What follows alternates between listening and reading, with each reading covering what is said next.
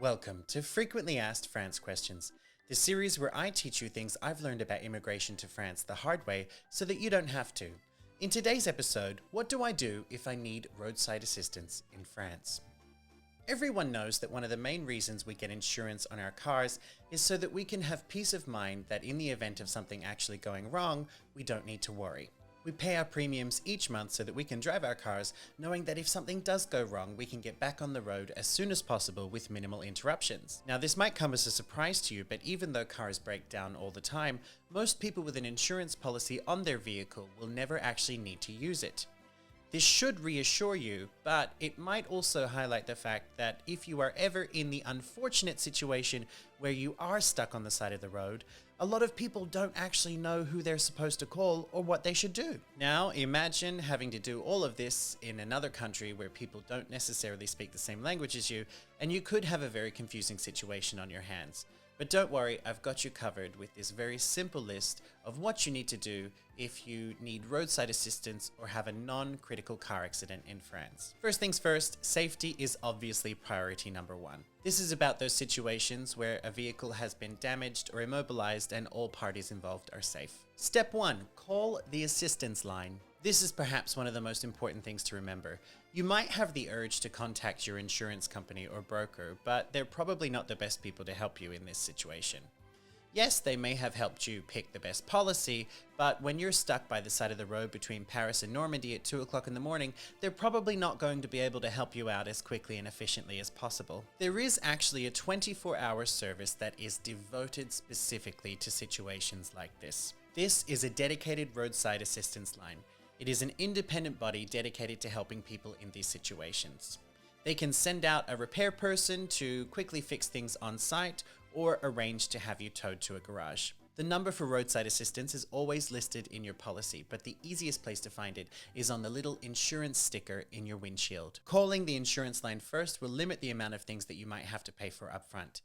Anything the assistance line deals with is usually billed directly to the insurer. It's worth pointing out here that you can call the assistance line for small issues like if you have a flat tire or battery, but just remember that spare parts are not usually covered by insurance, but they can tow you to a garage if you get stuck, even if it's for something like an empty gas tank. Step 2.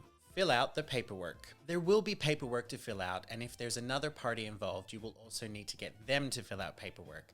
And you have 48 hours from the time of the accident to get that paperwork to your insurer. As with most insurance matters, the more detail you have, the better, and get it to your insurance company as soon as possible. Step 3, if you need to be towed. If you do need to be towed, make sure you check with the assistance line if it's possible for your car to be taken to a garage that is a preferred provider for your insurance company. This is going to help limit any costs that you might be faced with upfront. If a car needs to be towed and is taken to a non-partner garage, it doesn't mean your insurance company won't pay for it. It just often means that you will have to pay for things upfront and then claim it back from your insurance after. Step 4.